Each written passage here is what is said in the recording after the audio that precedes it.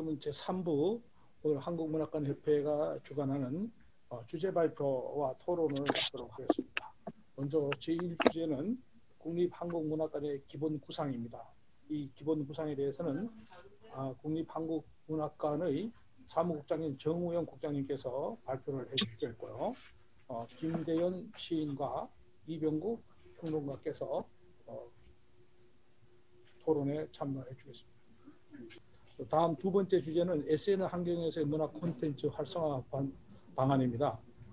윤상명 미디어 본부장과 토론은 우리 이 작가로서 문학관에서 활동하고 있는 마진수 작가와 함윤미 작가 이 두 분께서 현장에서 느낀 그 내용들을 그대로 토론으로 발표해 주실 것 같습니다. 여러분들이 가지고 있는 자료 57페이지부터입니다.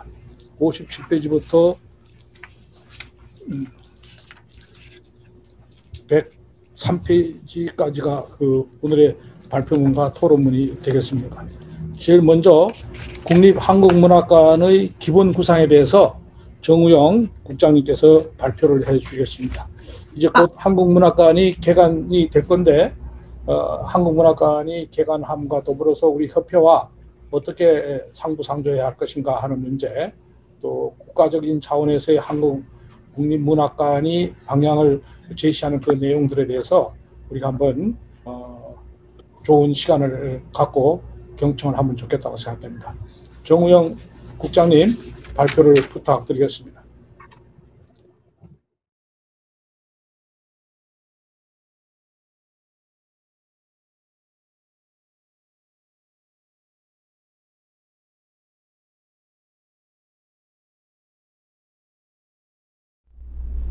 안녕하세요. 국립한국문학관 사무국장 맡고 있는 정우영입니다.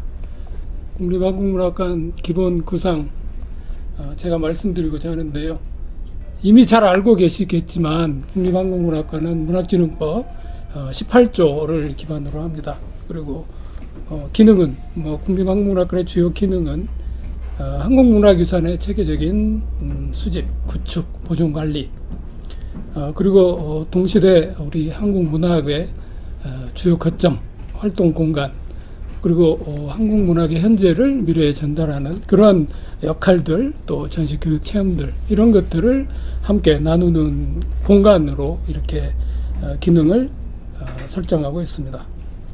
그리고 당초보다 저희들이 사업기간이 좀 늦어지고 조금은 늘어졌는데요. 그 점은 이제 부지 선정하는 관계, 또 부지의 성격을 규정하는 그런 시간들이 생각보다 좀 더 걸렸습니다. 그래서 사업 기간은 2024년 상반기까지로 예정하고 있습니다. 2024년 상반기가 되면 여러분이 생각하고 있는 것보다 더 괜찮은 국립한국문학관이 땅에 드러나게 되지 않을까 이렇게 기대합니다. 건립 부지는 은평구 은평 뉴타운 3-13 기자촌 근린공원 일대입니다. 당초에는 14,000제곱미터 정도로 예상을 하고 있었는데 최근에 기재부에서 우리 사업 적정성 심의 끝에 601억 정도 규모, 그래서 조금은 당초 예상보다 규모가 좀 줄어들지 않을까 이렇게 생각합니다. 그리고 주요 시설은 이미 많이 알고 계시겠지만 수장고, 전시장, 또 교육 및 연구시설, 열람 편의시설, 또 사무지원 및 기타 공용시설 등을 갖추고자 합니다. 그렇게 해서 지금 저희들이 예정하고 있는 어떤 추진 계획을 조금은 정리해서 말씀을 드리면 2016년 2월에 문학진흥법이 제정됐고요. 2017년 12월에는 문학진흥계획 기본계획이 수립됐습니다. 그리고 18년 5월부터 19년 6월까지 국립한국문학관 설립 취지위원회가 구성돼서 운영되면서 국립한국문학관의 기본적인 얼개들에 대한 고민들을 구체적으로 실현하고자 했습니다. 그리고 2018년 10월 31일 은평구에 서울시 은평구 근린공원으로부터 부지를 선정됐습니다. 그리고 19년 2월에서 7월까지 또 국립한국문학관 기본계획이 연구 영역으로 실시됐고요. 2019년 4월 23일 마침내 국립한국문학관이 법인으로 설립됐습니다. 초대 관장으로는 연봉 선생님이 위촉되셨습니다. 그리고 아마 이제 곧 그 건축 설계 공모 등이 실시되고 2024년 상반기쯤에는 국립한국문학관이 개관될 예정으로 있습니다. 국립한국문학관의 기본 방침에 대해서 또 이어서 간략하게 말씀드리도록 하겠습니다. 국립한국문학관의 비전 및 핵심 전략인데요. 비전은 우리가 여러 차례 공유한 바 있듯이 국립한국문학관은 한국문학의 살아있는 역사이자 역동하는 미래다, 이렇게 정했습니다. 한국문학의 살아있는 역사, 여기에 우리가 그 한국문학을 담으려고 하는 그릇의 내용이 그대로 들어있다고 봅니다. 죽어있는 역사가 아니고 이미 우리 그 과거에 있었던 역사라고 하더라도 그 한국문학의 전체를 고전문학과 근현대문학까지 다 아울러서 그것이 우리 현재 동시대인들에게 어떻게 작용할 수 있는지를 문학관을 통해서 이렇게 보여주고 또 함께 하고자 하고요.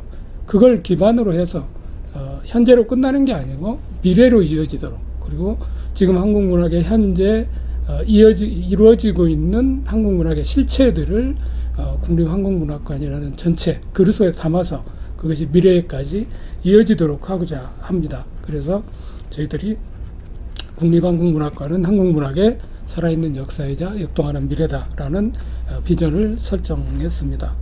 여기에는 저희들이 설립 취지문에 이런 내용들로 담아 본 바 있습니다. 국립한국문학관은 한국문학의 진흥을 도모하는 집합체이자 문학유산들을 후대에 전하는 매개체이며 또 한국문학의 정체성을 세계와 나누는 조직체가 되어야 한다.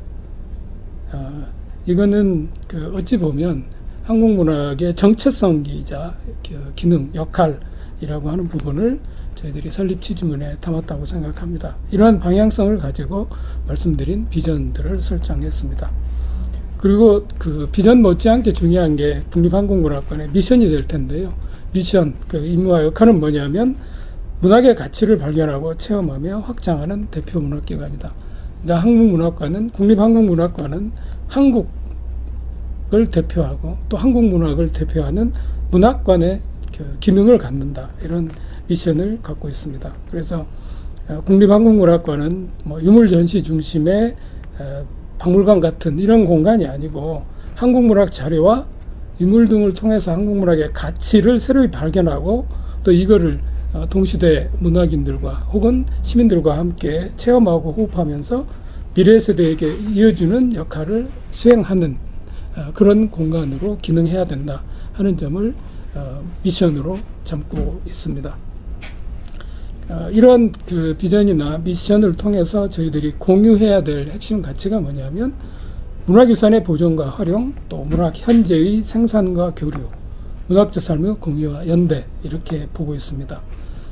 이 중에 그 국립한국문학관이 가장 중요하게 여기는 부분은 어찌됐든 문학유산의 보존과 활용이 되지 않을까 싶습니다. 그러니까 지금 한국문학이 망실돼가는 굉장히 중요한 한국문학들을 보다 많이, 보다 폭넓게 지금 당장 수집하지 않으면 안 되는 그런 상황에 놓여 있다고 생각합니다. 그래서 그러한 망실되는 자료들을 저희들이 찾고 모아서 후대에게 전달할 수 있는 그런 역할, 이게 저희 국립한국문학관이 수행해야 될 핵심 가치가 아닐까. 물론 여기에는 동시대 함께하는 문인들과 또 시민들과 함께 여기에 한국문학을 진흥하고자 하는 역할도 포함되어 있습니다. 그리고 그것이 또 세계 시민과 함께하는 이런 역할, 국제 교류의 기능, 문학 한류의 중심터가 되는 이런 기능도 함께 갖고 있고, 그것이 국립한국문학관의 핵심 가치를 이룬다고 생각을 합니다. 그래서 국립한국문학관의 기본 방향은 조금 정리를, 제가 말씀드린 내용을 가지고 정리를 하면 이렇습니다. 국가를 대표하는 문학관이고 또 지역문학관과의 협력 체계를 갖춰야 하는 그런 문학관이고, 또 유관과의 기관과의 협력망을 구축해야 되는 기관이기도 하고, 또 일상적으로 복합문화시설 역할로서 시민들과 함께하고, 그리고 이것도 굉장히 중요한 건데요. 첨단 기술과 미래지향이라는 지점입니다. 그러니까 실제로 국립한국문학관은 대표하는 문학관으로서의 수행해야 될 목들, 그런 네트워크를 통해서 지역문학관과 협업하고 또 협력체계를 갖추는 것, 그리고 국립한국문학관만 있는 게 아니고 우리나라에는 미술관, 박물관, 도서관 이렇게 핵심적인 기능을 하는 그런 문화 공간들이 있습니다. 그런 문화 공간들과 함께 협업망을 갖출 수 있어야 비로소 제대로 된 서비스들을 국민께 할 수 있다고 봅니다.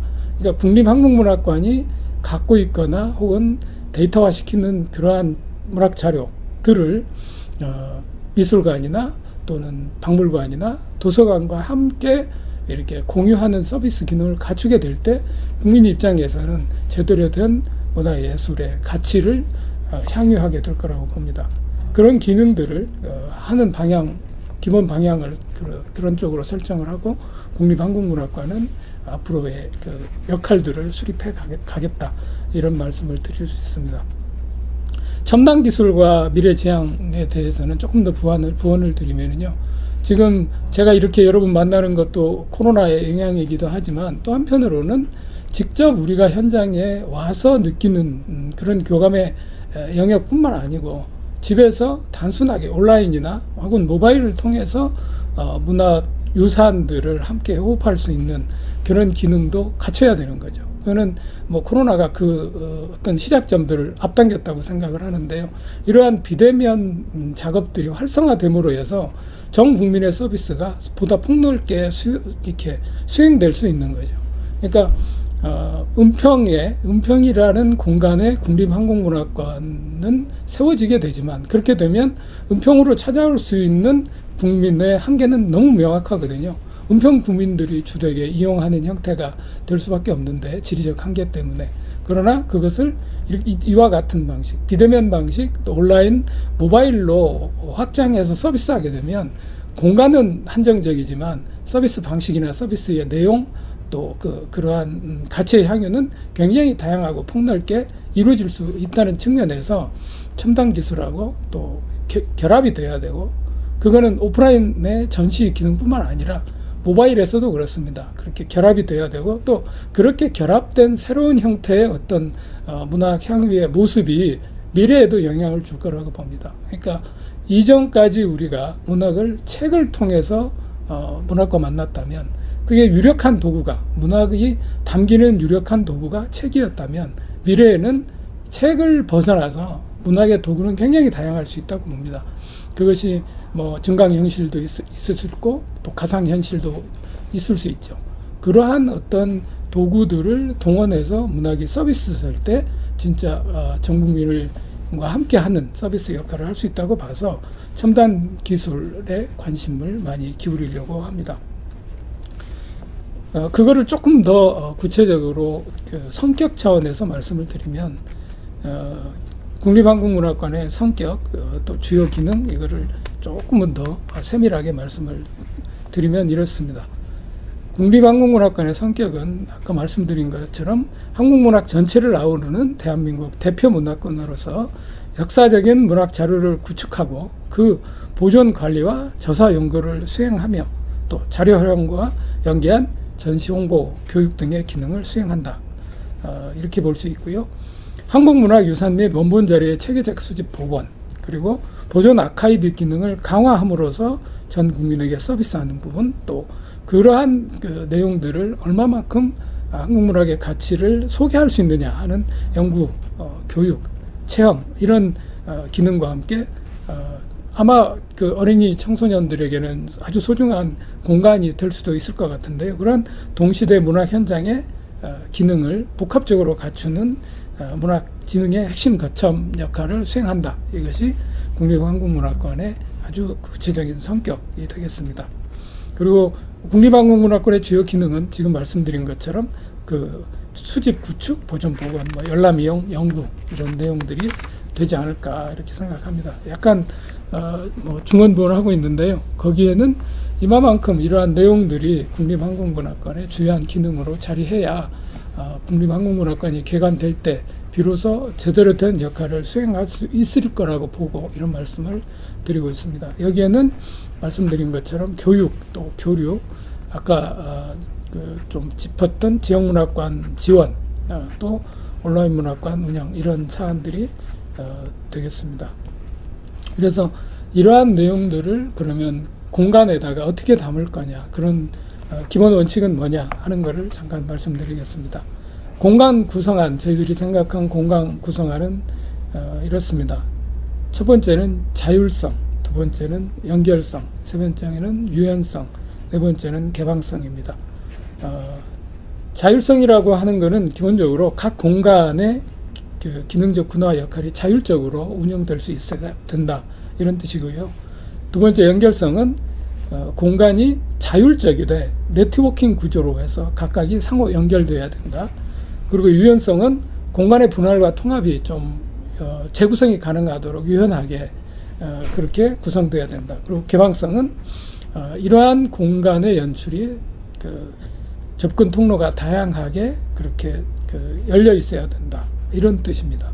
그래서 이게 아마 이제 설계할 때 이럴 때는 어렵게 전달이 될지도 모르겠어요.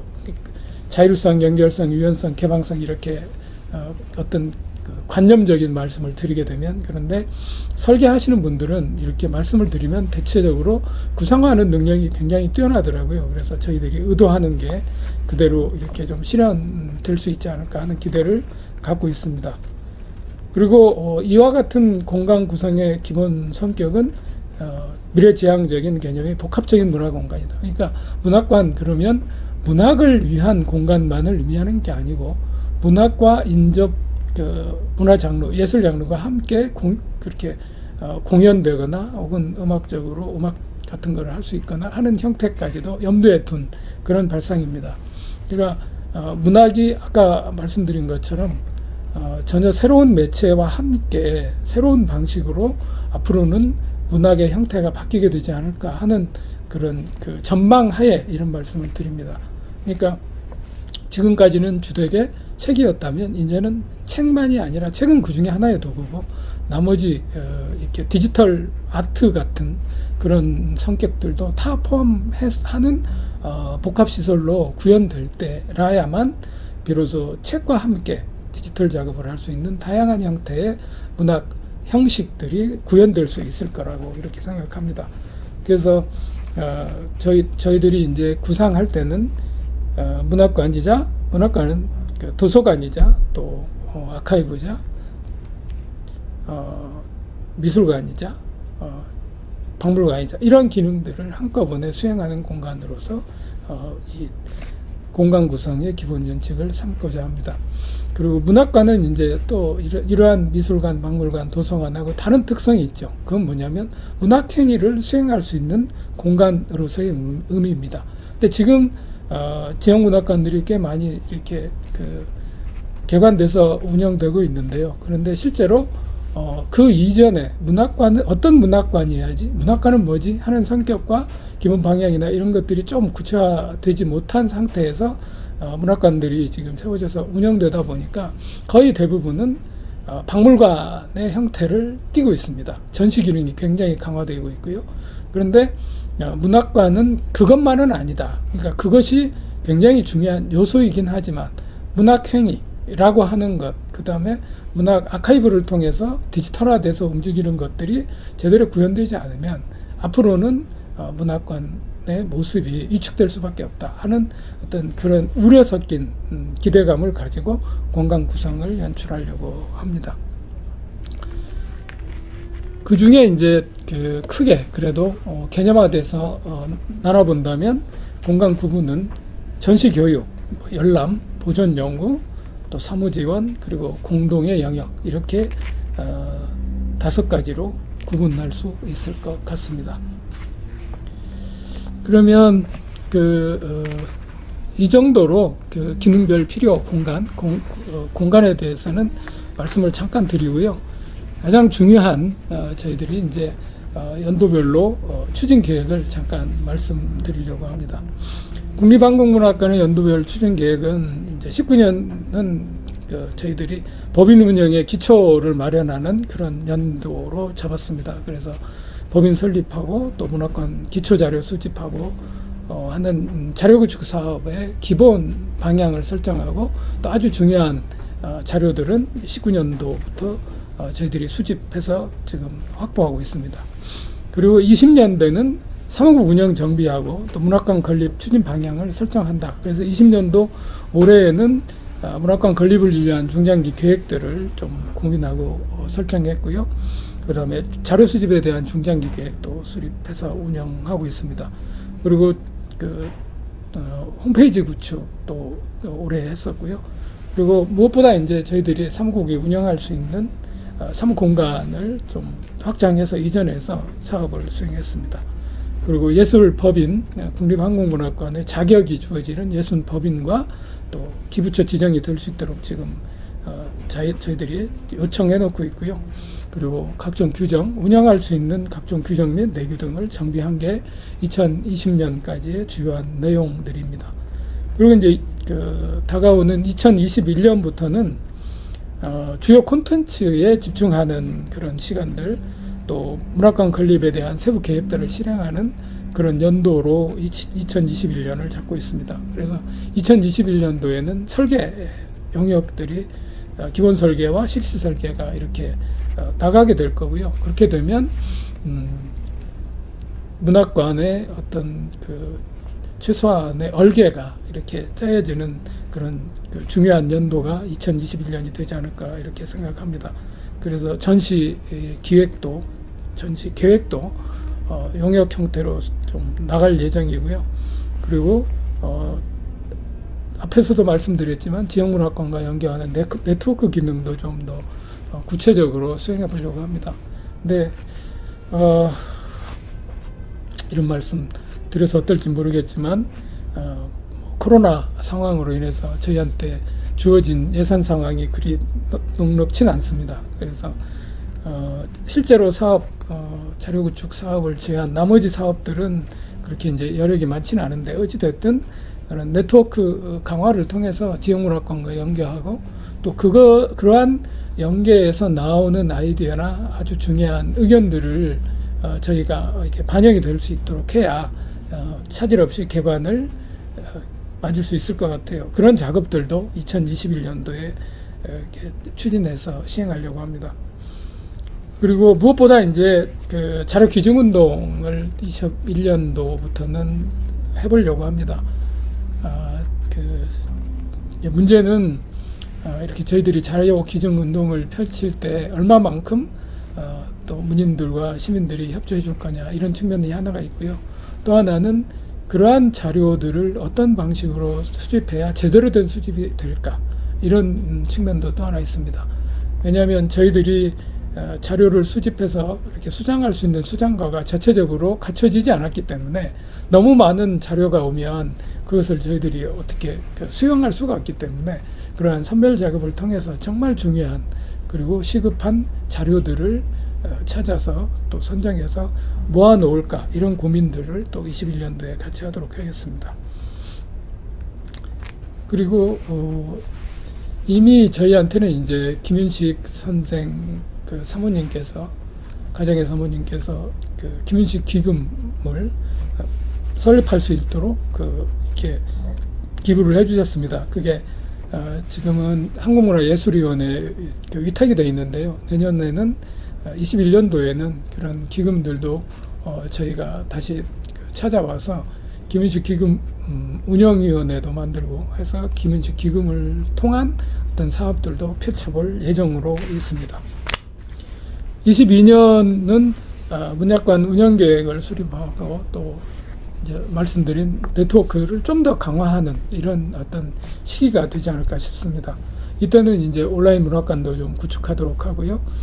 그리고 뭐 도서관, 어린이 공간 이런 운영 계획들을 구체적으로 수립하는 연도가 되지 않을까 싶습니다.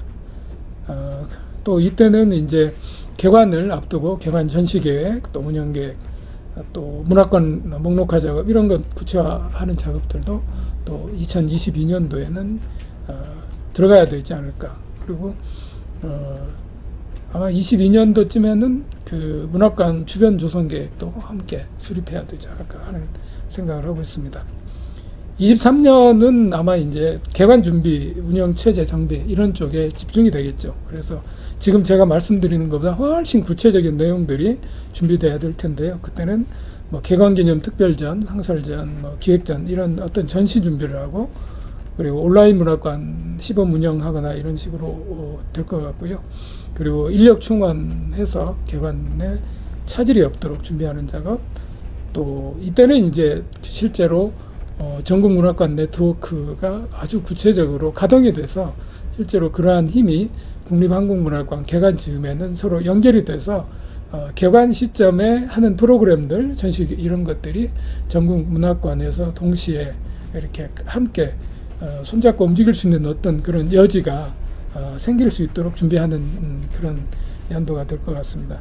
그리고 24년은 이제 말씀드린 것처럼 개관해서 시민들에게 저희가 준비한 국립한국문학관의 모습을 공개하는 이런 연도가 되겠습니다.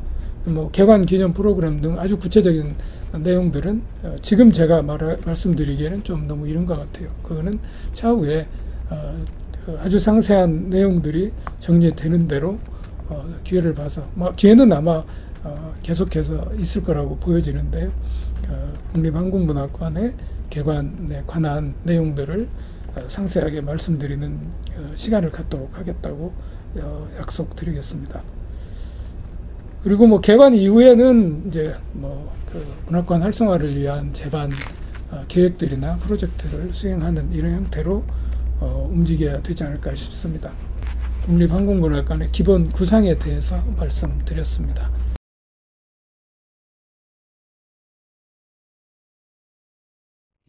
안녕하세요.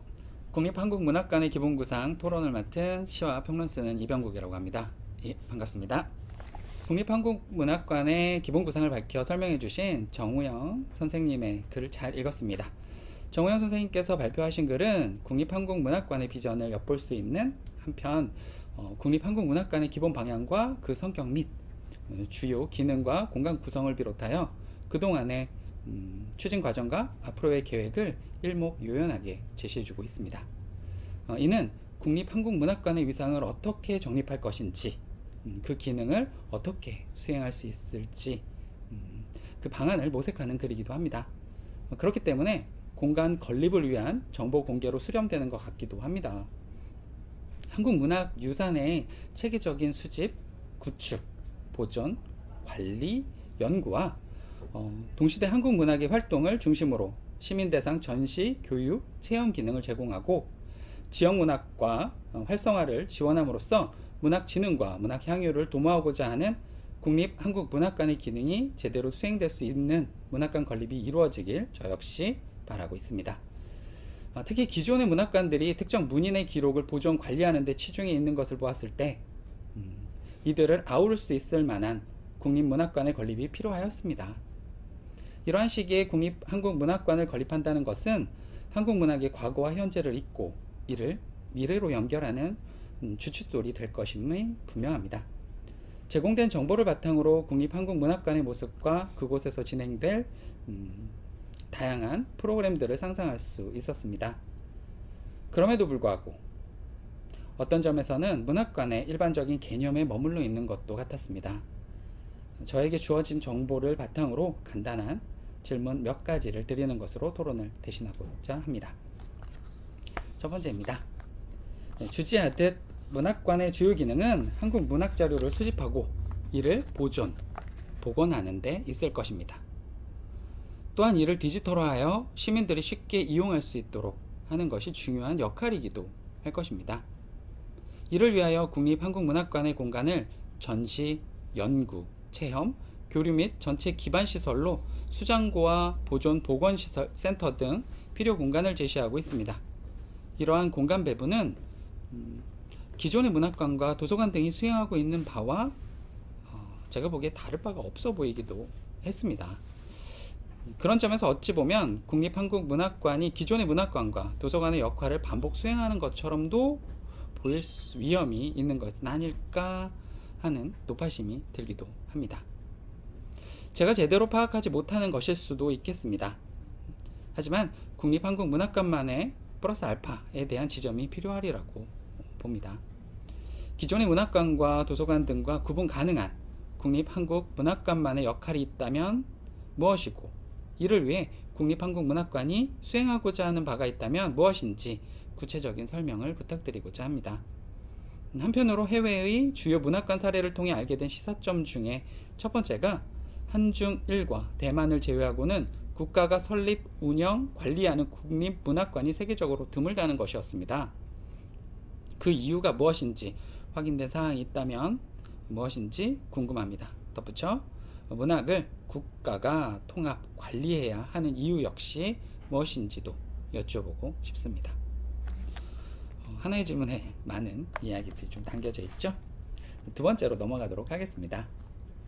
국립한국문학관에서 한국 문학의 모든 자료를 수집, 수장, 보존하기에는 현실적으로 어려운 부분이 있을 것입니다.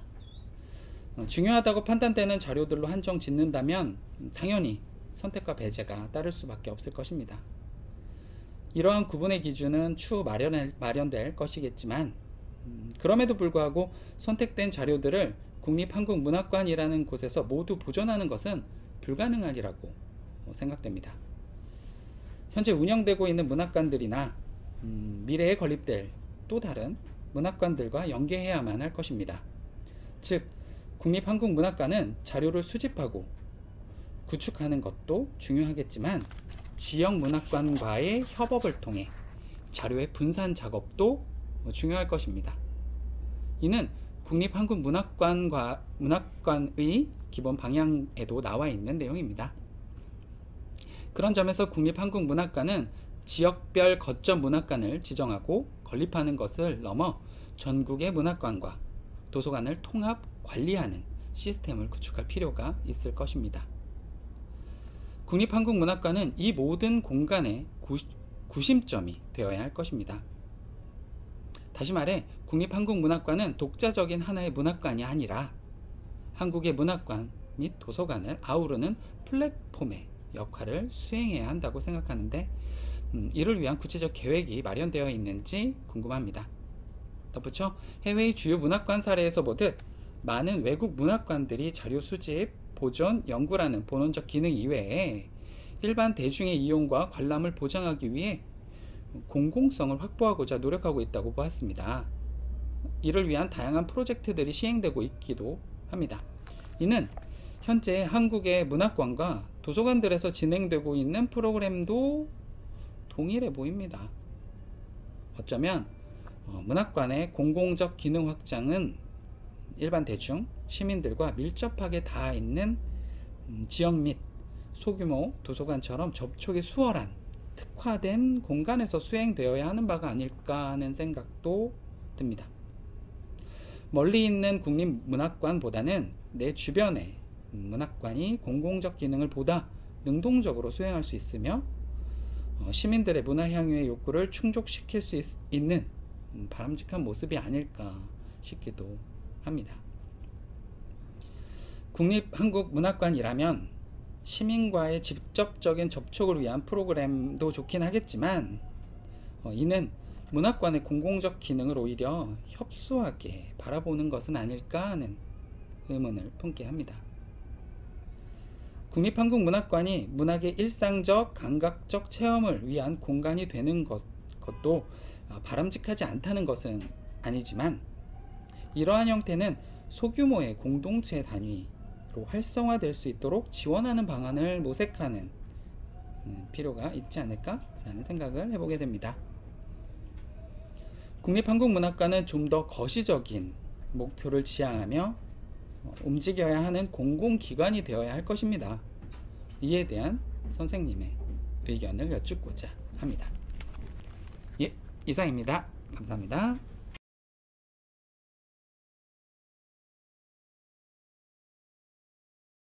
네, 안녕하세요. 저는 오늘 토론자로 나온 문학평론가는 김대현입니다. 먼저 국립한국문학관 운영반에 대해서 정우영 선생님의 발제 정말 잘 들었습니다. 많은 부분에서 계속 고개를 끄덕이면서 수긍할 수 있는 내용들이었는데요. 이제 토론을 위해서 간단한 질문을 드리려고 합니다.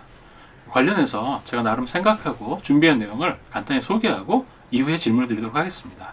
그럼 시작하도록 하겠습니다. 문학이 모두의 것이라는 진술은 오늘날 누구도 반박하기 어려운 명제입니다. 문학은 인간의 언어라는 공통적인 것을 매개로 하는 일종의 공통제이기 때문입니다. 이는 문학을 모태로 하는 국립한국문학관도 마찬가지입니다. 국립한국문학관은 국민의 세금으로 설립, 운영되는 국민 모두의 자산으로 공동체의 규칙과 규범에 따라 공통으로 다스리는 공유된 자원을 의미하는 이른바 커먼즈, 공동자원의 성격을 가집니다. 그러므로 자료의 수집과 구축, 보존과 복원 및 연구와 전시 등 국립한국문학관이 본연의 기능을 실현하고 유지할 수 있게 하는 시원적 근거는 국립한국문학관이 국가 구성원 전체 이익에 복무한다는 공공성이 있을 것입니다. 그래서 국립한국문학관의 운영에서 공공성은 가장 먼저 염두에 두어야 할 제1의 강령에 해당합니다. 모든 국민은 공동자원의 실질적 소유자이고 이를 향유하면서 삶의 질을 향상시킬 권리가 있습니다. 하지만 이러한 당위와는 별개로 그동안 공동자원의 절대 다수는 질적인 평가 기준을 통해 소수에게 전유되어 왔다는 것 또한 우리가 부인하기 어려운 사실입니다. 언뜻 모순되어 보이는 이러한 현상은 공공성이 가지는 이중적 속성에서 기인합니다. 우리 사회에서 공공성은 공동체가 도달해야 할 가치 기준으로서의 공, 다시 말해 퍼블릭니스적인 것과 공유물의 분배 기준으로서 공, 다시 말해 커먼즈, 이런 공적인 것이 혼재되어 있는 개념입니다. 전자의 공은 상이한 욕망 주체를 사이에서 공동체를 안정적으로 유지하기 위한 필요 최소한의 기준으로서 물리적, 정신적 요소를 포괄하는 일종의 사회적 표준에 해당합니다. 이를 통해 앞서의 공은 공동체 전체의 이익과 공동자원의 효과적인 사용 수익을 위해 한정된 자원을 배분하는 기준으로 작용하며 공동자원의 무분별한 사용으로 인한 황폐한 남용을 방지합니다. 그러므로 공은 반드시 평가를 전제로 하는 것으로서 공동체의 기준에 부합하지 않는 것을 금지하는 이른바 배제의 원리로 기능하게 됩니다. 하지만 후자의 공은 다릅니다. 앞서의 공이 공동체 전체의 이익을 도모한다는 명분으로 공동자원의 이용 가능성을 제한하고 있다면 공, 다시 말해 커먼즈는 권력자 또는 공동자원의 이용 기준을 설정하는 소수 집단에 의한 독과점을 저지하고 구성원 개개인의 보편적 이용 가능성을 확대하는 기준으로 작용합니다. 그러므로 공동자원의 이용 기준으로 공적인 것을 기준으로 한다면 공동자원은 어떠한 배제도 없이 모두가 자유롭게 향유한 대상으로 자리매김하게 됩니다. 이 경우 공, 다시 말해 커먼즈는 앞서의 공과 달리 배제가 아닌 포섭의 원리로 기능합니다. 공공성은 사실 이렇게 모순된 의미를 가진 두 개념이 상보적으로 결합되어 있는 개념입니다. 공공성을 기준으로 국립한국문학관 운영하고 유지하는 일이 까다로운 이유도 이 지점이라고 생각합니다. 국립한국문학관 운영에서 전자의 공에 무게중심을 두는 경우에는 이는 공동자원의 오남용을 방지하고 효과적인 배분을 통해 총효용을 극대화시키는 데 도움이 됩니다. 하지만 이 경우 그 반사적 효과로 다른 공동체 구성원들의 이용 가능성을 방해하는 저지선으로 기능하게 됩니다. 반면 후자의 공에 가중치를 두는 경우 보편적 이용 가능성은 확대되지만 자칫 남용될 경우 우리가 잘 알고 있는 공유제의 비극과 같이 오히려 공동의 이익을 해할 수 있다는 물음에서 자유롭지 못하게 됩니다. 이런 맥락에서 국립한국문학관의 향후 운영 방안에 담긴 정우영 사무국장님의 발제문은 공공성이 가지는 딜레마에 대한 심도 깊은 고민이 반영된 것으로 생각됩니다. 역사적인 문학자료의 수집을 통해 자료 유실을 방지하고 작가와 연구자를 비롯한 문학 관련 전문가들을 위한 보존 및 연구 공간, 그런 연구관의 운영이란 전문 문학시설을 자임하면서도 또 시민 모두가 자유롭게 국립한국문학관의 콘텐츠를 향유할 수 있는 전시, 교육, 체험, 공연, 놀이를 위한 일상의 복합 문화시설을 지향하고 있다는 점도 그렇고 또 예시로 삼은 프랑스의 아라공 문학관을 비롯하여 시민들에게 폭넓은 참여의 기회를 제공하고 있는 해외 국립문학관들의 선례를 참조하여 운영계획의 전반에 걸쳐 퍼블릭니스와 커먼즈의 조화를 모색하고 있어서 저 역시 발제문 내용에 전반적으로 동의하는 바입니다. 다만 궁금한 것은 우리 국립한국문학관의 핵심 기능인 역사적인 문학자료의 수집과 그 관리 기준에 대해서는 발제문에 아직 구체적인 내용이 잘 드러나 있지는 않은 것으로 보입니다. 그래서 여기에서는 문학 자료 수집 기능으로서의 공공성과 이를 흔들림 없이 지속적으로 유지할 수 있게 하는 국립한국문학관의 독립성과 자율성 확보 방안에 관련하여 몇 가지 궁금한 점을 여쭈려 합니다. 첫 번째, 국립한국문학관은 발제문의 표현대로 한국을 대표하는 문학관으로서 대외적으로 한국 문학의 현장을 상징하는 장소입니다.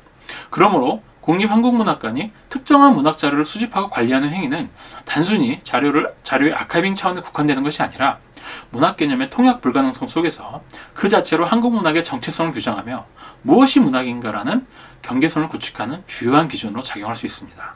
따라서 어떠한 문학 자료를 수집하고 관리할 것인가의 기준은 한국 문학의 과거뿐 아니라 향후 미래에 영향을 미치는 중요한 공적 기준, 다시 말해 퍼블릭 리스트가 될 수 있으므로 해당 프로세스에 대해서 조금 더 구체적인 설명이 필요한 것으로 보입니다. 이와 더불어 지금까지 암묵적으로 통용되어 오던 기존의 문학 제도가 융해되어 간 상황에서 등단을 통하지 않은 독립문학, SF 추리 등 장르 문학, 현재 떠오르고 있는 웹소설 등 이른바 문학 바깥의 문학들을 우리가 커먼즈적인 측면에서 어떻게 대우할 것인가에 대한 것과 또 친일, 성폭력 등 작가 개인의 윤리적 문제가 걸린 문학자료를 퍼블릭리스트적 관점에서 어떻게 취급할 것인지에 대한 방안도 묻고 싶습니다. 두 번째, 국립한국문학관의 접도 국립의 사전적 의미는 공공의 이익을 위하여 나라의 예산을 세우고 관리함이라고 되어 있습니다. 문학관이 국가 예산을 운영된다는 것은 사재를 출연하여 운영되는 사립문학관에 비해 비교적 안정적으로 운영될 수 있다는 장점이 있지만 하지만 언제든지 그 운영에 대하여 국가가 개입할 수 있다는 것을 의미하기도 합니다. 국가는 국립한국문학관을 설립하는 데 투입된 공공적 상생비용을 명분으로 문학관 운영의 물질적, 비물질 조건에 개입할 수 있게 됩니다. 요컨대 국립한국문학관 운영에 있어서 정부의 간섭 가능성으로부터 자유롭지 않다는 이야기입니다. 예를 들어 지난 정권에서 문학예술계 블랙리스트에 대한 블랙 지시같이 국립한국문학관 외부의 사정으로부터 문학관 운영의 독립성이 위협을 받을 때 조직 구성에 있어서의 자율성이나 운영의 자율성을 확보할 수 있는 방안이 궁금합니다. 네, 이렇게 질문을 드렸는데요. 마무리 말을 드리겠습니다. 이렇게 촛불로 대변되는 오늘의 민주주의는 문학을 비롯하여 정치와 사회 전반에 거쳐 그동안 소수에게 위임된 커먼즈를 공동체의 다른 구성원들이 되찾는 도정에 있습니다. 민주주의는 공동자원의 생산과 소비를 소수 전문가로 이루어진 특정 집단에 의하거나 사적으로 이루어지는 것을 지향하고 있습니다. 국립한국문학관 또한 이런 흐름의 연장선상에서 운영되어야 할 것입니다. 공과 공은 민주주의 체제에서 어느 한쪽도 소홀히 할 수 없는 이념적 지표입니다. 그러므로 국립한국문학관은 공적인 것과 공적인 것의 조화를 지향하며 문학의 민주주의로 한 걸음 더 나아갈 수 있는 길을 끊임없이 모색해야 한다고 생각합니다. 더불어 이에 연장선상에서 국립한국문학관의 독립성과 자율성을 확보함으로써 불편부당한 공적 업무를 수행해야 한다고 생각합니다. 이에 관련해서 선생님의 답변을 부탁드리도록 하겠습니다. 감사합니다.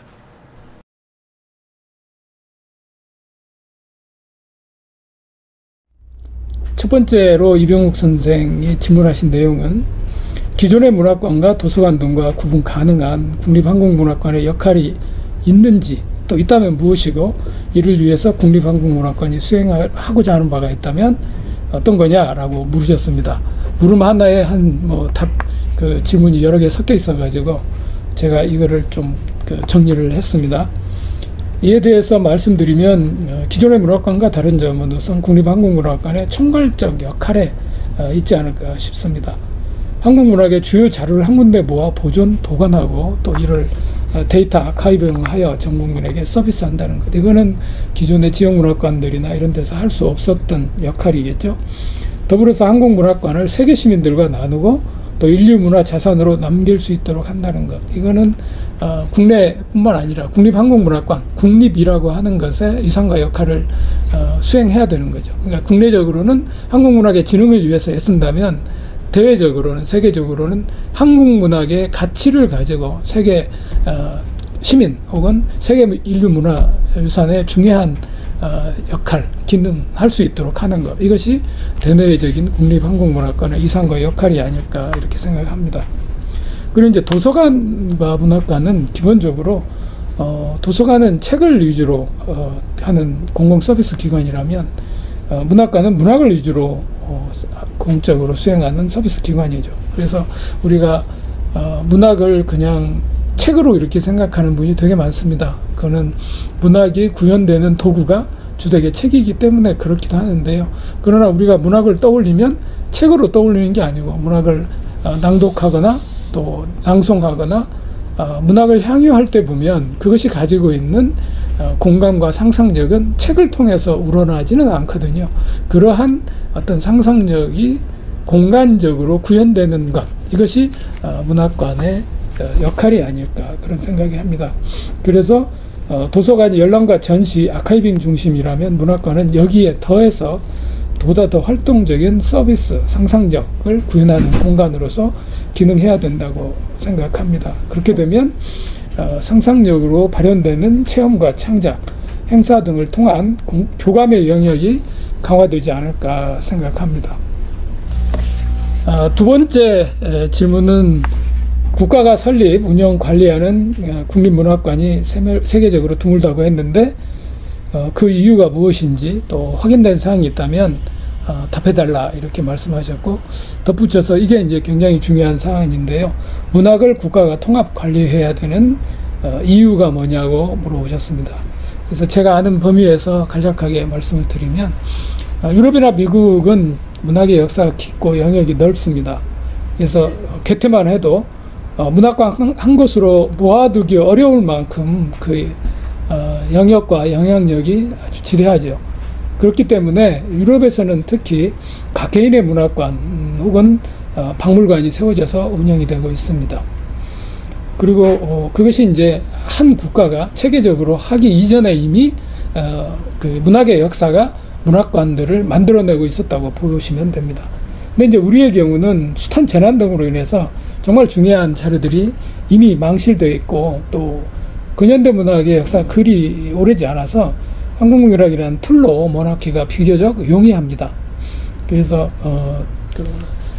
가장 중요하게는 그 국립이라는 틀로 지금 현재 모아놓는 게 가장 적합한 시기이기 때문에 그렇습니다. 지금 이런 역할을 하지 않으면 우리의 문학 유산들이 굉장히 급속도로 망실되어 버릴 가능성이 높다. 그런 점에서 지금 현재 국립한국문학관을 문학진흥법을 통해서 모법을 해가지고 세워서 운영하려고 하고 있는 거라고 이렇게 간략하게 말씀드릴 수 있습니다.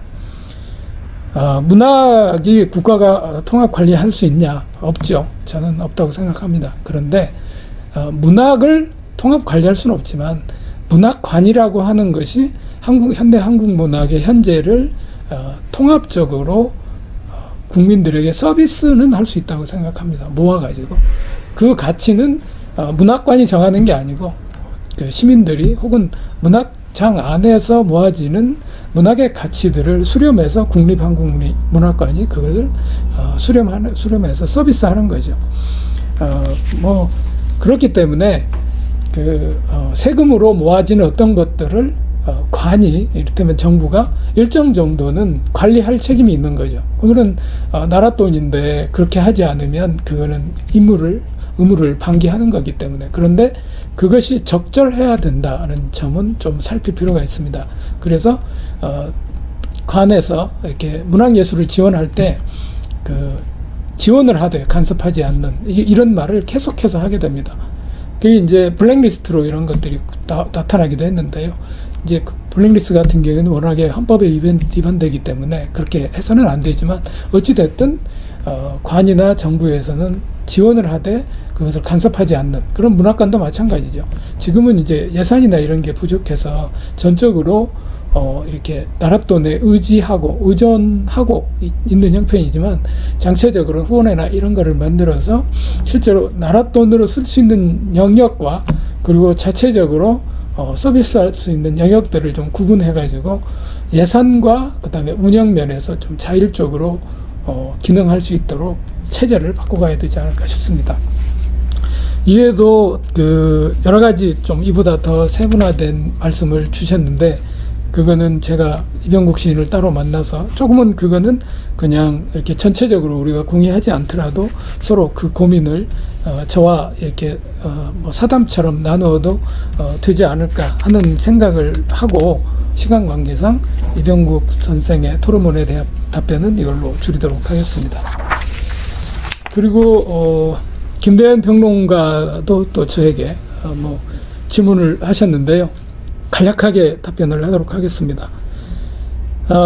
김대현 평론가의 질문은 주되게 문학자료 수집에 관련되는 문제를 질문을 했습니다.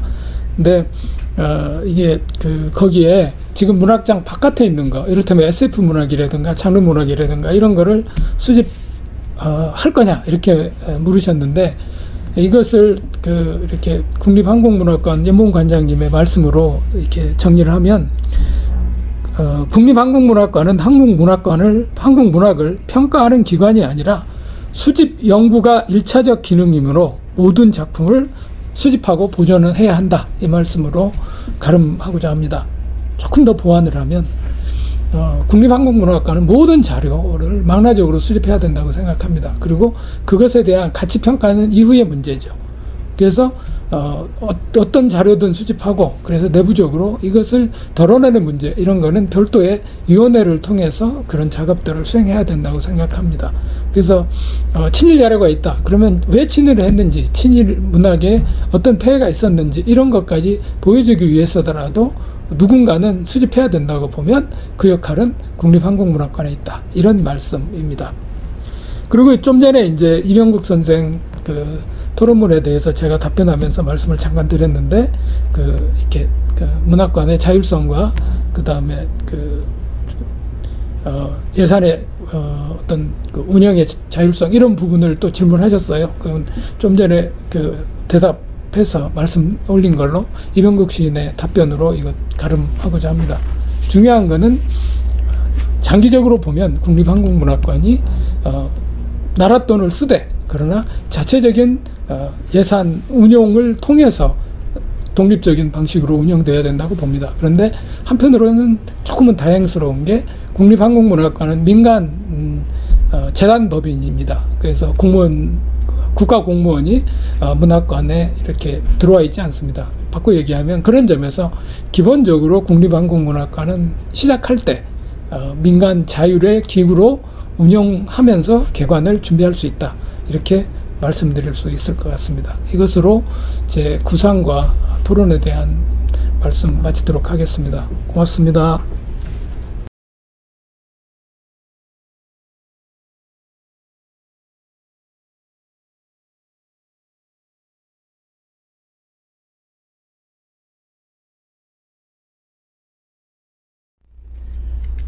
안녕하십니까. 드림미디어 대표 윤삼룡입니다. 지금부터 제2부 언택트를 넘어 온택트 시대로 SNS 환경에서의 문화 콘텐츠 활성화 방안에 대하여 유튜브와 네이버 플랫폼을 중심으로 발표를 하도록 하겠습니다. 먼저 사단법인 한국문학관협회 SNS 운영 현황에 대하여 말씀을 드리겠습니다. 사단법인 한국문학관협회에서는 2019년 7월 유튜브에 문학관 TV 채널을 개설하였습니다. 현재 게시물 수는 390건이며 1809명에 달하는 구독자를 보유하고 있습니다. 아주 활발하게 운영하고 있는 유튜브 채널입니다. 다음으로 네이버 현황입니다. 유튜브와 마찬가지로 2019년 7월 블로그를 개설하였고, 현재 스토리텔링 중심의 게시물 수는 588건이며 851명의 블로그 친구를 보유하고 있습니다. 유튜브와 마찬가지로 굉장히 활성화되어 있는 네이버 블로그 채널입니다. 운영 결과를 좀 말씀드리겠습니다. 앞서 말씀드린 바와 같이 39개 문학관 588건의 스토리텔링 원고를 콘텐츠화하여 네이버 블로그에 구축 운영 중이고, 35개 문학관 390건의 영상을 콘텐츠화하여 유튜브에 구축 운영 중입니다. 이런 SNS 운영으로 인해 지역 문학관 온라인 홍보 효과 상승과 오프라인 관객 방문가 증가로 문학관 활성화가 확실하게 도모되었고, 또한 2019년 콘텐츠 스토리텔링 보고서 책자 발간으로 관객 기관의 호평을 받았습니다. SNS 주요 현황입니다. 협회와 문학관은 콘텐츠 제작 전 스토리텔링 기획과 구성을 면밀히 시행하여 세련되고 감각적인 콘텐츠를 제작합니다. 이에 따라서 고증된 자료, 다양한 참고 자료를 통한 설득 있는 콘텐츠를 제작하고 있습니다. 보이시는 화면은 우리 경남문학관의 SNS 화면입니다. 좌측에 있는 것은 유튜브 화면이고요. 우측은 블로그 화면입니다. 지역민을 영상의 주인공으로 하고 지역 인사를 통해 소장자를 설명하고 표현하여 네티즌 하여금 재미와 이해를 도모함으로써 관객 중심, 사람 중심, 지역 협력의 가치 추구를 하고 있습니다. 지금 보시는 화면은 설화문학관의 SNS 화면입니다. 또한 우리 문학관에서는 SNS 파급을 위한 많은 노력을 하고 있습니다. 어린왕자 문학관에서 타 문학관 대비 많은 노력을 하고 있는 장면입니다. 다음으로 SNS 환경에서의 문화 콘텐츠 활성화 방안에 대해서 말씀드리겠습니다.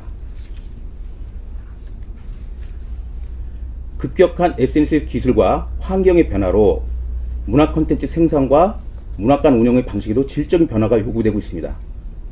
블로그, 유튜브, 인스타그램, 트위터, 페이스북, 카카오 등의 SNS가 대중화되면서 관객들의 문학 니즈가 아주 다양화되고 있습니다.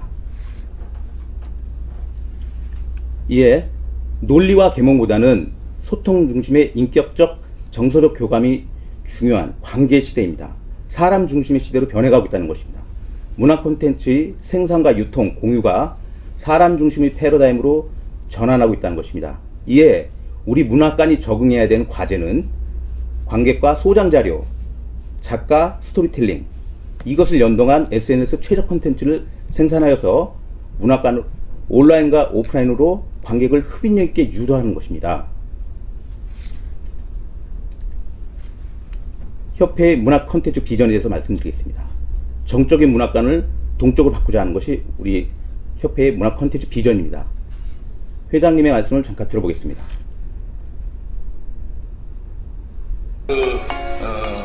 문학관에 이런 자료라든가 콘텐츠들이 전부 다 이렇게 지금 침묵 속에 있잖아요. 이 침묵 속에 있는 이런 그 콘텐츠들을 말하게 하고, 얘기하게 하고, 또 춤춰야 돼요.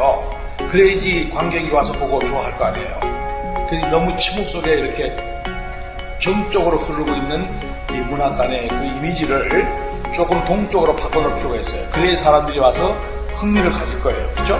그래서 이 유물들이 다 나요 하고 막 설명하는 거예요. 그러면 여러분도 잘 아시는 바와 같이 이제 언택트를 넘어 온택트 문화가 일반화되면서 문학관 관람객이 지속적으로 감도를 하고 있습니다. 이에 우리 문학관은 SNS에 최적화된 문화 콘텐츠를 생산하고 사이버 운영을 한다는 것이 우리들의 필수 불가결한 선택입니다.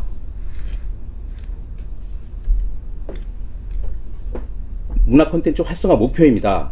주요 컨셉은 내 손안의 문학관, 콘텐츠를 활용해 다수의 사람들과 소통하는 문학관, 콘텐츠로 소장품에 얽힌 이야기를 전하며 관객이 직접 찾아가는 문학관, 언제 어디서든 문학관 콘텐츠를 접할 수 있는 친근한 문학관, 콘텐츠로 소통하고 관객 중심 사람과 친근한 문학관, 이것이 우리 협회의 문화 콘텐츠 활성화 목표입니다. SNS 환경에 최적화된 문화 콘텐츠 제작에 대해서 말씀드리겠습니다. 김정문학촌 정석순 상작가님이 2020년 6월 5일자 국민일보 기사에서 문학의 본질을 잃지 않은 채 다채로운 예술 장르를 품어 작가와 작품에 입체적으로 다가가는 계기가 됐다라고 언급했습니다. 이것은 원소스 멀티 컨텐츠를 의미하는 것입니다. 하나의 소재로 다양한 컨텐츠를 생산해낸다는 것입니다. 원소스 멀티 컨텐츠에 대한 우리 문학관 사례를 예를 들어 보겠습니다. 이종 선생님의 탈선 춘향전은 코미디 극으로 올려졌고, 신동희 선생님의 금강은 뮤지컬로 올려져 많은 호평을 받았습니다. 드라마 대본의 전원일기를 쓰신 차범석 선생님의 작품은 방송과 연극으로 다양하게 무대에 올려졌습니다. 그리고 만해 한용운 선생님의 님의 침묵, 만해 한용운 선생님의 일대기를 다룬 님의 침묵은 지금 영화로 제작 중에 있습니다. 사람 중심의 감성, 소통 콘텐츠를 기획해야 되는 것입니다. 자, 화면에 보이는 것은 황순원 문학촌의 작가님이 기획하신 영상 제작 기획서입니다. 지영민과 함께 문학관을 탐방하고 행사를 진행하는 이런 어떤 그런 기획서입니다. 실제 땅끝술래 문학관에서는 화면에 보이시는 것과 같이 지영민과 함께하는 그런 콘텐츠를 제작하고, 다른 문학관도 다 이런 유사한 형태의 지영민이 함께하는 콘텐츠를 제작을 하고 있습니다.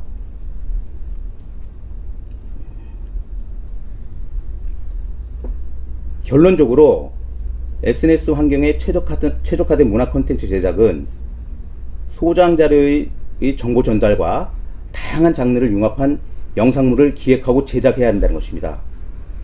소장 자료를 단편 영화, 연극, 꽁트, 다큐멘터리 등 이런 장르로 기획을 하고 네이버, 유튜브의 엔터테인먼트 자원들, 인플루언서 등 같은 엔터테인먼트 자원들과 융합시키고 연동시켜야 된다는 것입니다. 그렇게 제작을 해야 된다는 것입니다. 자, 이는 재원이 많이 소요될 가능성이 있습니다. 이에 문체부, 문화예술 관련기관, 지자체 등을 통해 지자체 등의 공모 지원과 협조 요청을 통해 진행이 가능할 수 있을 것입니다.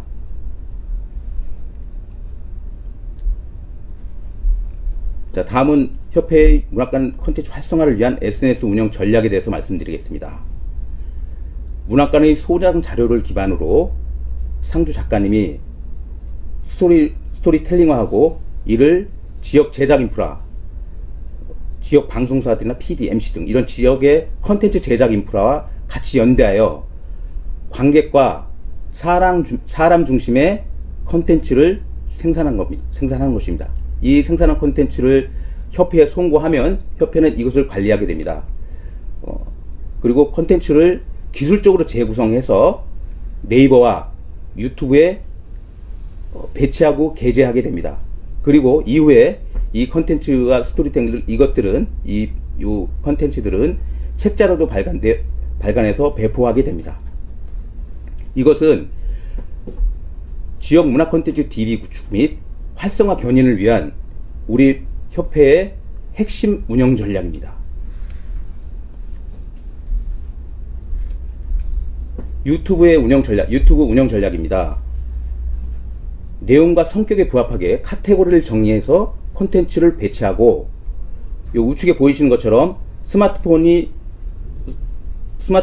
스크롤링을 감안하여 카테고리 내용을 세로로 구성을 하는 것입니다. 이렇게 스마트폰의 모바일 환경에 맞도록 구성을 또 하게 됩니다.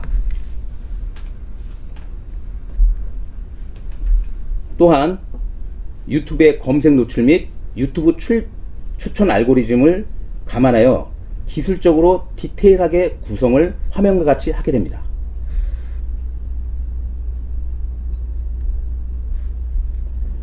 다음은 네이버 운영 전략입니다. 문학관에서 송고한 스토리텔링은 블로그 콘텐츠로 재구성합니다. 재구성할 때 중요한 부분은 사용자 검색을 감안한다는 것입니다. 좌측에 보이시면 잘 보이실지 모르겠는데요. 요 유입 경로라는 게 보입니다.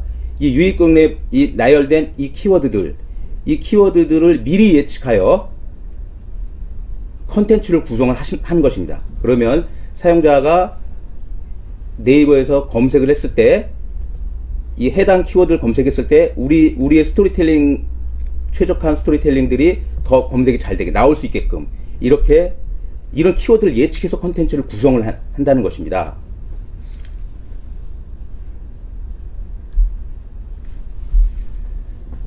(2019년) 2020년 동안에 우리 협회가 2년여 동안 사용자 검색 기반 운영으로 한국문학관, 문학관협회, 한국문학관협회 등 관련 키워드가 활성화되고 재편화되었습니다. 그래서 우리 협회 회원관들도 동반 효과가 향상되는 그런 결과를 보이고 있습니다. 저 중간에 그 화면을 보시면 문학관 협회라고 키워드를 하게 되면 문학관 협회가 상단에 나오고 하단부에 기영도 문학관, 이주영 문학관 등등 이렇게 노출이 됩니다. 이 노출 결과는 매번 바뀌면서 스크롤링 됩니다. 우리 회원관으로 계속 바뀌며 노출이 되게 됩니다. 이것은 우리 협회가 2년여 동안 지속적으로 사용자 기반의 키워드를 감안하여 콘텐츠를 구성하고 기술적으로 배치를 하여서 나온 결과입니다.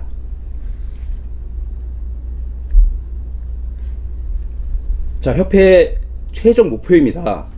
2019년, 2020년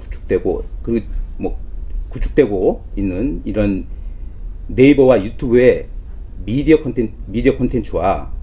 콘텐츠를 2020년 시행되고 있는 소장 유물 체계화 사업에서 구현된 DB를 연동해서 통합 아카이브를 구축하자는 것입니다.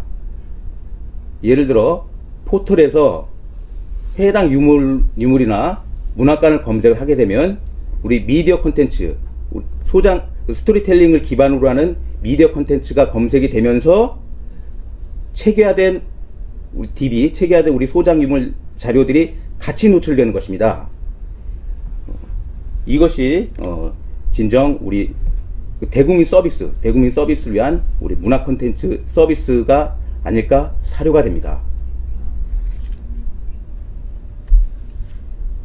지금까지 SNS 환경에서의 문화 콘텐츠 활성화 방안에 대해서 말씀드렸습니다. 발표를 마치겠습니다. 감사합니다.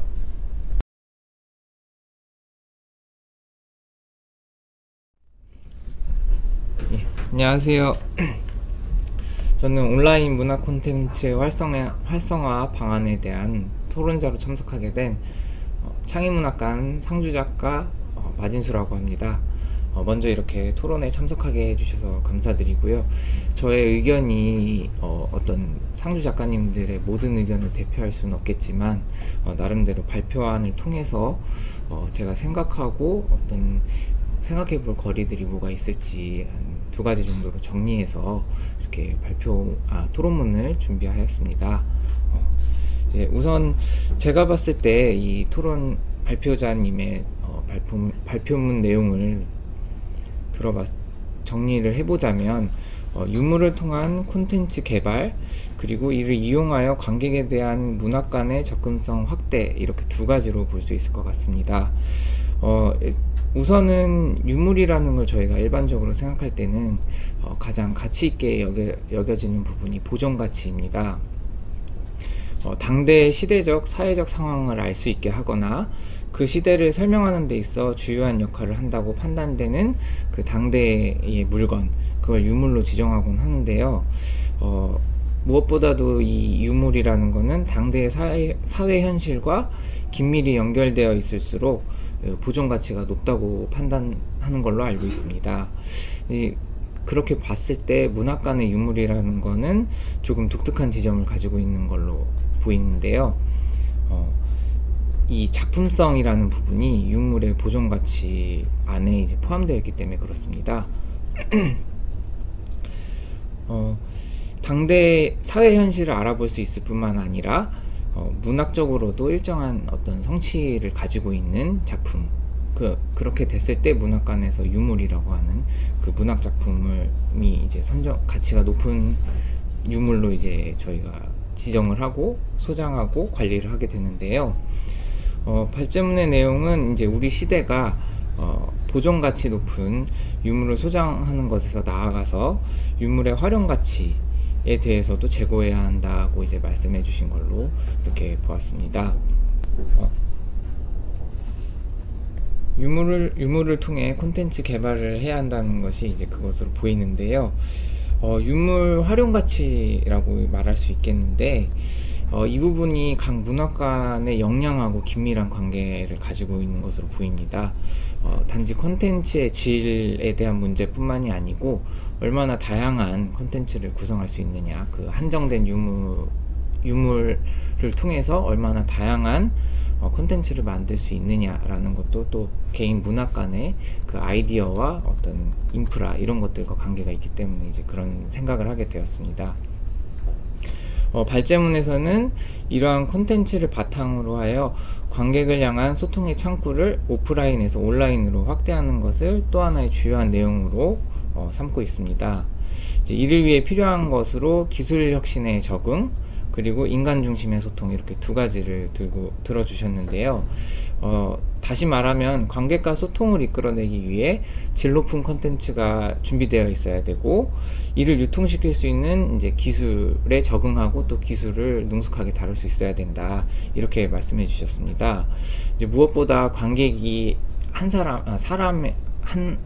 관객이 하나의 사람이라는 점, 그렇기 때문에 사람 중심의 접근이 이루어지지 않으면 결국엔 이 모든 게 이제 숫자 늘리기, 결국에는 뭐 양 중심의 어떤 그 시도가 될 위험이 있기 때문에 이제 인간 중심의 소통을 강조해 주신 걸로 이제 보이는데요.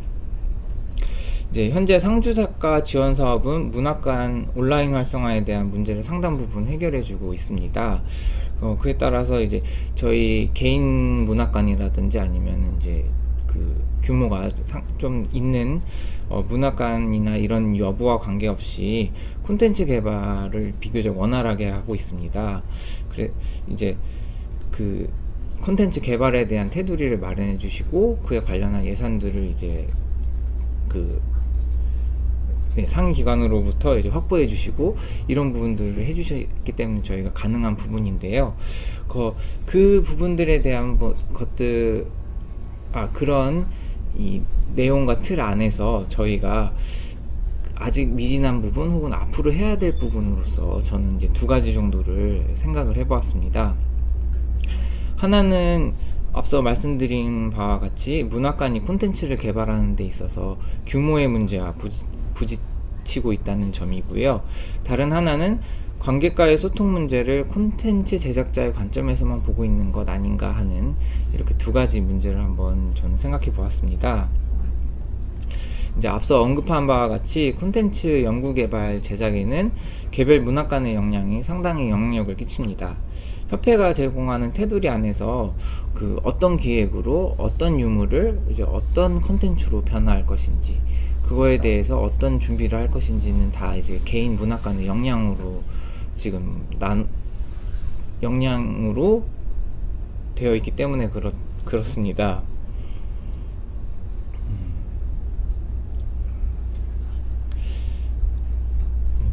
더불어서 발제문에서도 더불어 발제문에서도 언급되어 있지만 단순 홍보 등의 일회성 콘텐츠가 아닌 지속 가능한 콘텐츠 개발을 통해 관객의 신뢰를 얻기 위해서는 그만큼의 예산과 인력 더불어 이제 시간이 필요하다는 걸 의미합니다.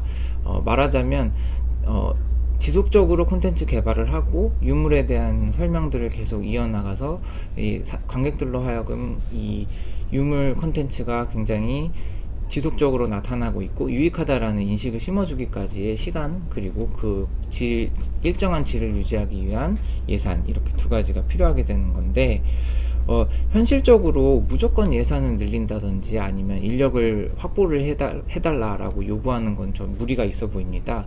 더구나 이 콘텐츠 개발에 있어서 시간이 얼마나 드는지에 대해서 확정하기 어렵다는 점 역시 그런 무조건적인 예산 확보와 인력 확충이라는 부분을 주장하기 어렵게 하는데요. 때문에 먼저 그런 예산 확보나 인력 충원에 앞서서 그 질 높은 콘텐츠와 그 콘텐츠의 다양성을 확보하기 위해서는 문학관 간 소통이 먼저 이루어져야 하지 않을까라는 생각이 듭니다. 이 부분 역시도 워크숍이나 이런 걸 통해서 우수 사례 발표 이런 걸로 협회에서 이제 소통이 가능한 창구들을 열어주고 있는데요. 하지만 이 하지만 이제 이런 부분에 있어서 자발적인 참여라든지 아니면 그 본격적으로 어떤 콘텐츠나 아니면 자체 문학관에 대한 어떤 식으로 기획을 하고 어떤 식으로 콘텐츠를 개발하고 있는지에 대해서는 별다른 이제 소통이 크게 이루어지지 않는 걸로 보입니다. 그래서 어떤 국공립 문학관을 포함하여 문학관 소통을 활성화시킬 수 있는 방법이 저희에게 따로 필요하지 않을까. 그리고 이것들이 활성화될 때에 예산 확보나 인원 확충이나 이런 부분까지도 저희가 요청하거나 아니면 이렇게 그쪽으로 진행해 나갈 수 있지 않을까 이런 생각을 한번 해보았습니다. 두 번째 질문은 관객과의 소통 문제가 콘텐츠 제작자의 관점에서 이루어지지 않은가라는 부분이었는데요. 온라인상에서의 관객과의 소통이라는 부분이 사실상 문학관 협회나 이렇게 한정해서 뿐만이 아니고 전반적으로 소통이라고 말하기 어려운 부분이 있는 것이 사실이라고 보입니다. 기본적으로 소통이라는 거는 상호 간에 이루어지기 때문에 가령 저희가 어떤 콘텐츠를 제공하고 이 콘텐츠를 통해서 접근한다면 그에 상응하는 어느 정도 상응하는 그 답변 혹은 관객의 어떤 반응, 관객이 또 문학관으로의 접근을 하는 그런 방식으로 이루어져야지 소통이라고 할 수 있을 텐데, 사실상 저희가 콘텐츠를 제공하거나 이렇게 했을 때 관객이 저희 쪽으로 접근한다라고 할 수 있는 방법이라는 거는, 특히 온라인상에서는 어떤 댓글이라든지 아니면 조회수 정도로밖에는 파악할 수 없는 게 이제 현실인데요. 그렇기 때문에 또 자연스럽게 저희가 콘텐츠를 만들고 제작하는 입장이다 보니 관객에 대한 어떤 반응이나 소통한다라고 했을 때 조회수가 높다, 아니면 댓글에서 긍정적 반응을 보인다, 이 정도로 이제 판단하게 되는 한계가 있습니다. 근데 이제 이 부분을 극복하기 위해서는 먼저 저희가 조회수나 어떤 댓글이라는 것이 어떤 관객의 입장에서 다가올 수 있는 전부라고 제한하지 않아야 한다라는 생각이 먼저 듭니다. 이걸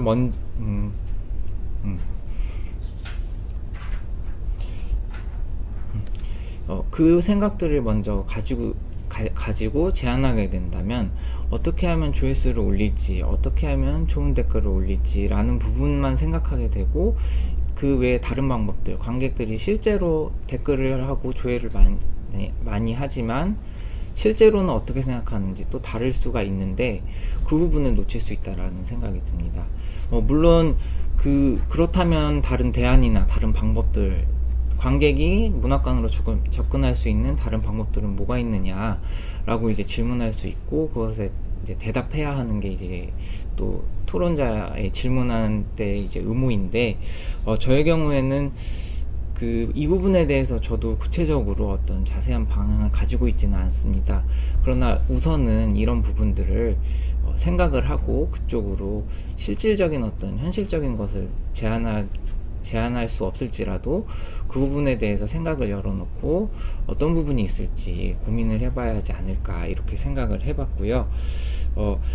지금 이것으로 제가 준비한 토론문은 끝입니다. 다소 이상적인 부분들이 있고, 너무 지금 당장 어떻게 실천할 수 있는 부분들, 이런 부분들이 부족하다라는 부분 저도 충분히 이제 인지하고 있는데요. 그럼에도 약간 원론적이긴 하더라도 이런 부분들을 짚어보고 다시 한번 생각해 보는 것이 유익하다고 생각되어서 이제 발표문을 이렇게 준비해 봤습니다. 이제 들어주셔서 감사합니다.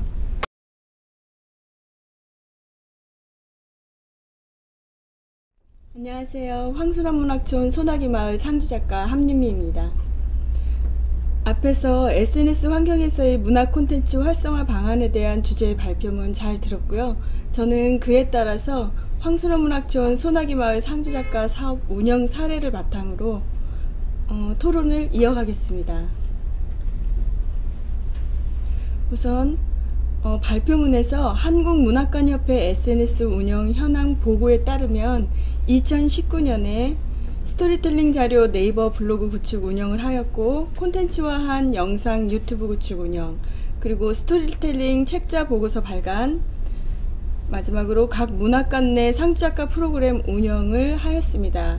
이에 따라서 그 결과에 관계기 간의 호평이 있었다고 했고요. 온라인 홍보 효과 상승에 따른 오프라인 관람객 증가가 있었고, 지역 문학관 활성화 도모에 있어서 긍정적인 역할을 하였다고 하였습니다. 그리고 2019년에 이어서 2020년 현재 위와 동일하게 운영이 되고 있는 걸로 알고 있습니다.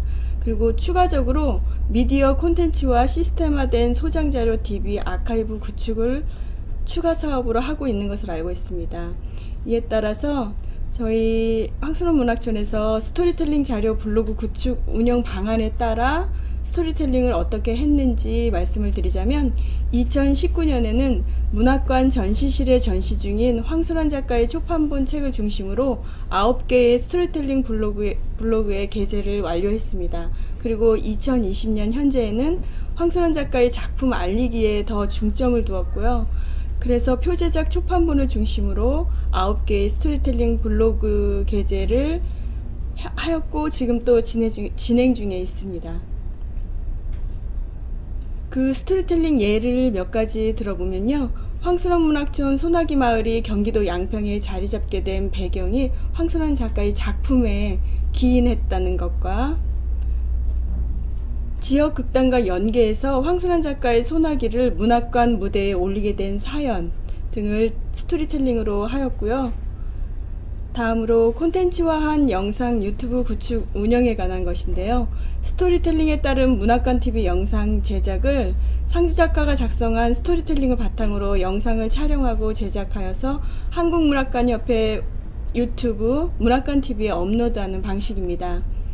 2019년에는 문학관협회 영상팀이 문학관을 방문해서 영상을 직접 촬영하고 제작한 뒤에 총 8편의 영상을 문학관TV에 업로드해 주었습니다. 그런데 이 사업이 2020년에는 상주 작가가 이제 각 문학관에 이임되어 가지고 상주 작가와 지역 제작 인프라와 연대해서 사람 중심의 콘텐츠 생산이라는 목표 아래 영상을 촬영하고 직접 제작해서 총 6편의 영상을 문학관TV에 업로드하였습니다. 그 예들을 보면 황순환 문학촌 소나기 마을 스토리텔링에 따른 문학관TV 영상 결과물들입니다. 다음으로 스토리텔링 책자 발간인데요. 2019년에 블로그에 게재되었던 스토리텔링들을 모두 모아서 보고서를 발간하였고 현재 2020년에 진행하였던 스토리텔링도 곧 책자가 나오는 것으로 알고 있습니다.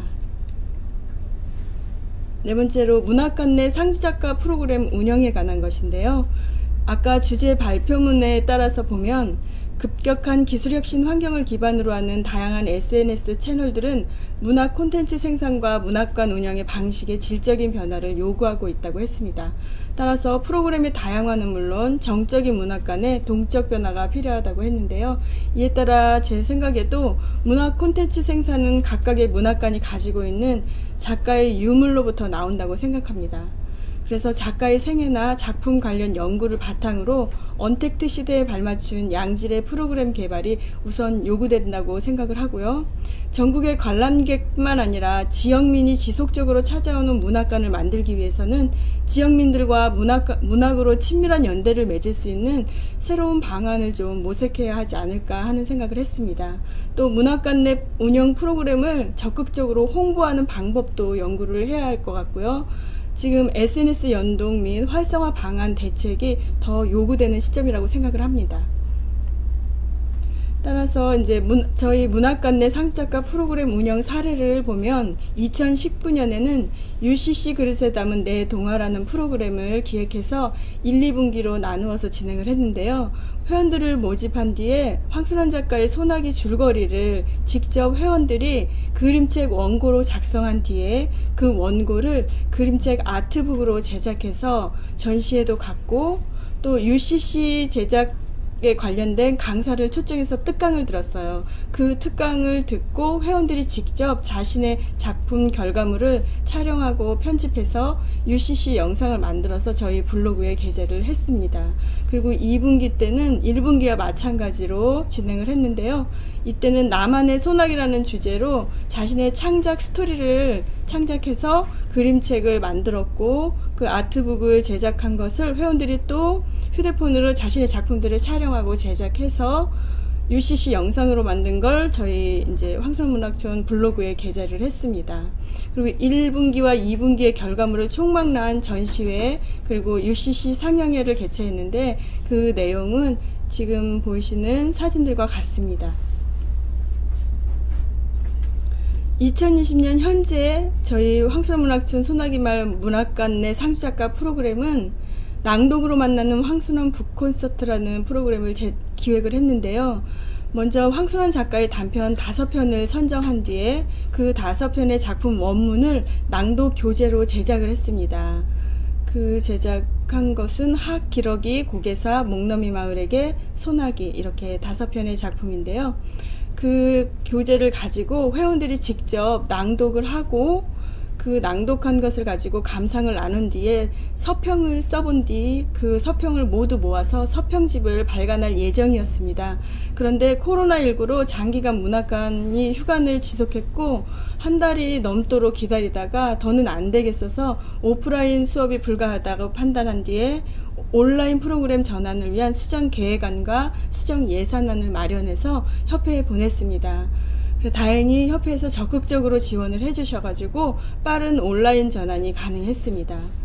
그 과정은 그러니까 맞춤 교재를 가지고 전문 낭독자를 섭외해서 그 낭독자와 함께 매월 낭독 영상 한 편을 제작한 뒤에 유튜브에 업로드를 했는데요. 이것을 지속적으로 홍보를 많이 해야만 이게 효과를 볼 수 있을 것 같아서 웹 포스터를 제작해서 광고도 하고 저희 이제 홈페이지나 블로그, 유튜브, 인스타그램, 카톡 등을 이용해서 SNS로 지속적으로 홍보를 해서 또 많은 사람들이 500여 명이 넘는 사람들이 많이 보았습니다. 그리고 지금도 지속적으로 홍보가 가능하고 앞으로도 이건 계속해서 볼 수 있는 영상이 되어가지고 오히려 온라인으로 바꾼 게 더 효과적이지 않았나 하는 생각을 하고 있습니다. 이렇게 제작한 5편의 영상은 또 유튜브에도 있지만 QR코드 엽서로 제작을 해서 이 제작한 엽서를 문학관 내에 비치해 놓고 현재 찾아오시는 관람객들에게 배포를 하고 있습니다. 유튜브에 직접 찾아 들어가서 보지 못한 영상들을 이 엽서를 통해서 직접 QR코드를 찍어서 봄으로써 황순원 작가의 작품이 소나기뿐만이 아니라 여러 작품들이 있구나 하는 걸 알게 되었다는 이야기를 듣고 있습니다. 다음으로 11월에는 문학관 휴관이 좀 풀려가지고 이 영상 제작한 것을 가지고 지역 주민을 좀 초대했습니다. 그래서 낭독으로 만나는 황순원 북콘서트 영상전을 개최했는데요. 직접 낭독자가 나와서 이 낭독을 어떻게 준비했고 이 내용을 가지고 직접 읽어보니 어떤 느낌이더라 하는 이야기를 진행을 했고, 또 초대된 지역민들이 영상전을 보고 나서 작품 관련해서 서로 감상을 나누는 시간을 가졌습니다. 마지막으로 미디어 콘텐츠와 시스템화된 소장자료 DB 아카이브 구축에 관한 내용인데요. 이건 뭐 상주 작가가 직접 관련하지는 않았는데 발표문에 있어서, 그리고 저희 황순원 문학촌에서도 지금 진행하고 있는 거여서 제가 관심을 갖고 있었는데요. 2020년 8월부터 2021년 1월까지 진행하는 것으로 알고 있습니다. 현재 각 문학관별 소장자료 DB 작업 진행 중에 있고요. DB 아카이브 시스템 구축이 확실히 된다면 동적인 문학관으로 가기 위한 문학 활성화 작업에 초석이 될 것이라고 저는 확신합니다. 그리고 각 문학관 내 프로그램과 양질의 콘텐츠 개발을 위한 자료 활용 면에서 큰 도움이 될 것으로 예상하는데요. 마침 저희 황순원 문학촌에서는 이 유물체계화 사업을 활용해서 영상전을 가지고 있는데요. 2020년 12월 1일부터 2021년 1월 31일까지 영상전이 개최되는데, 우리 영화에 깃든 황순원의 문학 세계전입니다. 그러니까 영상전의 일부로 유물 체계화 사업 DB전 해가지고 한쪽 벽면을 차지하고 있습니다. 이상 SNS 환경에서의 문화 콘텐츠 활성화 방안에 대한 주제 발표문을 통해서 저는 황순원 문학촌 소나기 마을에 2019년부터 2020년 현재까지 진행되고 있는 문학관 상주작가 사업이랑 유물 체계화 사업에 대한 결과를 각각의 사례로 짚어보았습니다. 이에 따라서 제가 몇 가지 궁금증이 있어서 여쭤보려고 하는데요. 2021년에도 영상 제작을 각각의 문학관에 이임할 것인지 궁금하고요. 만약에 이임을 한다면 사실 현재 제작비로는 어려움이 클 것으로 예상이 됩니다. 그 예산을 늘리는 방안이 있으신지 그것도 궁금하고요. 만약에 이제 이게 이임되어 가지고 계속 진행이 된다면 제 생각에는 상주 작가를 대상으로 한 영상 구성 전문 교육이 필요하다고 생각을 합니다.